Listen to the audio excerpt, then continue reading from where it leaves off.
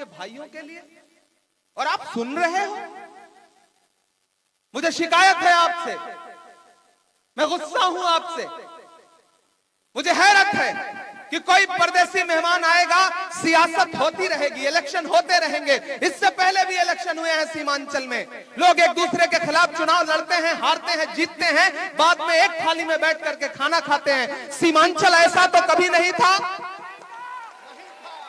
कोई आएगा परदेश से और आपके बेटों को हरामखोर बोलेगा, उनकी इतनी मजाल हो गई कि आपके बेटों को लुच्चा लफंगा बोलेंगे और आप सुनोगे। वोट देना न देना ये अपनी जगह है, लेकिन सियासत के नाम पर अपने बड़े बूढ़ों की बेइज्जती मत करवाओ परदेशियों से। ये हक सीमांचल वालों किसी को मत दो कि कोई परदेश से आकर के तुम्हारे बुजुर्गों को, तुम्हारे बेटों को गालियां दे। फिरौन से बड़ी गाली किसी मुसलमान के लिए क्या हो सकती है? हरामखोर से बड़ी गाली क्या हो सकती है? और ये अल्लाह रसूल की बात करने वाले आपके बेटों को हरामखोर बोल रहे हैं, फिरौन बोल रहे हैं, नमरूद बोल रहे हैं, और आप सुन रहे हैं। मेरी शिकायत है आपसे, मास्टर मुजाहिद साहब से शिकायत हो सकती है, प्रोफेसर मुसव्विर आलम से शिकायत हो सकती है, जलील मस्तान साहब से कोई शिकायत हो सकती है, लेकिन कोई परदेश से आएगा और कहेगा कि ये फिरौन है, नमरूद है, आप सुनोगे? मुझे शिकायत है आपसे, मैं शिकायत करने आया हूं। मैं मास्टर मुजाहिद आलम साहब के लिए आज मेरी दिन में 8 सभाएं लगी थी। मैं सुबह से भागता हुआ दौड़ता हुआ आज यहां पहुंचा हूं और आपको पूरी जिम्मेदारी से बता रहा हूं, कोचा धामन वालों, मैं खगड़िया से लेकर के, बिहार शरीफ से लेकर के, नालंदा से लेकर के, बछवाड़ा से लेकर के, बेतिया से लेकर के, ढाका से लेकर के, सिकटा से लेकर, चनपटिया से लेकर के, नौतन से लेकर के, बहादुरगंज से लेकर, किशनगंज से लेकर के, पूर्णिया से लेकर के, कस्बा से लेकर के, धमदाहा से लेकर के, कोढ़ा से लेकर के, बरबीघा से लेकर के, दीघा से लेकर के, फुलवारी शरीफ से लेकर के, पूरे बिहार का दौरा करता हुआ यहां पहुंचा हूं और यहां पहुंच के पूरी जिम्मेदारी से कह रहा हूं कि आने वाली 11 तारीख को बिहार में महागठबंधन की सरकार बनने जा रही है।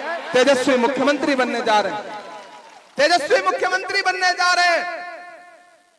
और हमारे मैनिफेस्टो में गालियां नहीं है, हमारी तकरीरों में गालियां नहीं है।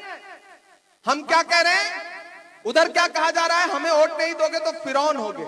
उधर कहा जा रहा है कि जो सामने वाला कैंडिडेट लड़ रहा है वो लुच्चा है, लफंगा है, हरामखोर है। मुसव्विर आलम साहब के बारे में बताया गया कि मुसव्विर साहब, अरे प्रोफेसर साहब आप तो यहां थे, फिर इस पार्टी में थे, फिर कूद करके यहां आ गए। कभी अपने रियासती सदर के बारे में सुना है कि वो कहां थे, फिर कहां से कहां गए, फिर कहां से कहां आए? कल मेरे बारे में, मतलब 2 दिन से मैं क्या आया, गालियों का पहाड़ टूट पड़ा है मेरे ऊपर, गालियां दी जा रही हैं मुझे। मतलब मर्द गालियां देते देते परदेसी एक खाला आई है, वो भी मुझे गालियां दे रही हैं। मास्क लगाने से गालियां नहीं छुप जाएंगी खाला।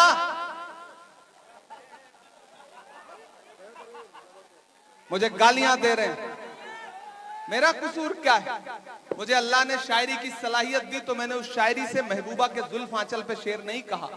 मैंने नजीब की मां के आंसुओं के लिए नज्म पढ़ी, मैंने फलस्तीन के लिए नज्म पढ़ी, मैंने तबरेज और पहलू खान के लिए नज्म पढ़ी।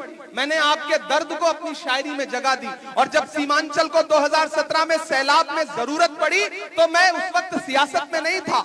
मैं किसी बड़े बाप की औलाद नहीं हूं कि मेरे पास हजारों करोड़ रखे हुए हैं। मेरा बैंक नहीं चलता कि मैं सूद खाता हूं। मेरे पास वक्फ की लूटी हुई जमीनें नहीं है।